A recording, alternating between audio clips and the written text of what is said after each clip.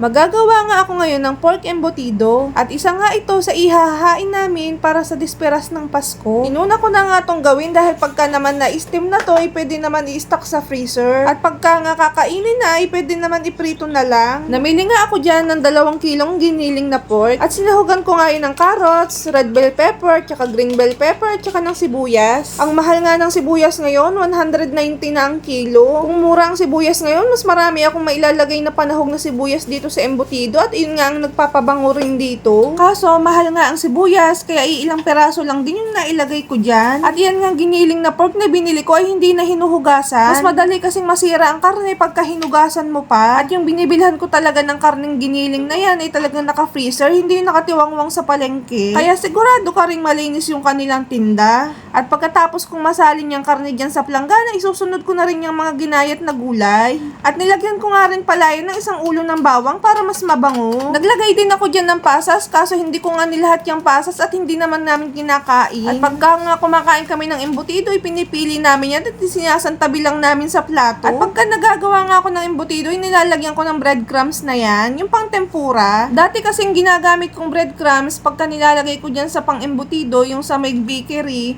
lumalasa, masyadong lasang tinapay, matamis. Kaya tinry ko yung ganyang pantempura at okay naman. At nilagyan ko rin ng harina para hindi siya buhaghag pagka naluto. At nilagyan ko nga rin yan ng bigka ng evaporated milk. At tinemplahan ko rin ng tansyahan ng asin at saka ng paminta. At ang paglalagay ko nga ng harina dyan, itansyahan lang. Pagkatapos nga yan, hinalo-halo ko na at muntik ko nga makalimutan yung pickles. At pagbili ko nga ng pickles niya, yan kakarampot 50 pesos. Kaya iniisip ko sa kaunti na yan, lalasa kaya dyan sa 2 kilo na yan na ginagawa ko. At pagkatapos ko nga mailagay yung pickles, nilagyan ko rin ng 3 pirasong itlog. At iniisip ko nga dyan kung sakto ba yan 3 pirasong itlog dyan sa 2 kilong ginagawa ko. Para kakong kulang. First time ko lang kasing gumawa ng embutido na ganyang karami na 2 kilo. At pagkatapos ko nga mapaghalo-halo yung mga unang nilagay ko, nilagyan ko naman ng isang tomato sauce na maliit. At nilagyan ko rin ng tansyahang ketchup. At ito nga paglalagay ko ng tomato sauce at saka ng ketchup, pinakikita ko lang din sa ibang vlogger na pinapanuuran ko. Katulad dun sa mga Batanggenya. Yung iba nga hindi gatas yung inilalagay dito, kundi yung pineapple juice. At pagkatapos ko nga maghalo, hihanda ko naman tong pambalot ko. Foil nga ang gagamitin ko ditong pambalot. Yung iba nga gumagawa ng embutido, yung ginagamit ay dahon ng saging. Hindi naman ako marunong, kaya kako foil na lang. At pagkatapos ko nga sa foil, dito naman ako sa hotdog tsaka sa cheese. Yung embutido nga na gagawin ko, ipapalamanan ko ng hotdog tsaka ng cheese. At lalagyan ko rin to ng nilagang itlog. At sa pagbabalot nga nito, kailangan yung foil, papahiran mo muna ng margarine. Dahil yung nakaraang niluto ko na hindi ko napahiran ng margarine, pagka naluto sa steamer, nung binuksan ko, nagdikit-dikit sa foil. Kaya napanood ko rin sa iba na kailangan pala pinapahiran muna ng margarine yung foil bago ka magbalot. At gumamit nga ako dito ng measuring cup para pare-pareho yung laki ng gagawin ko.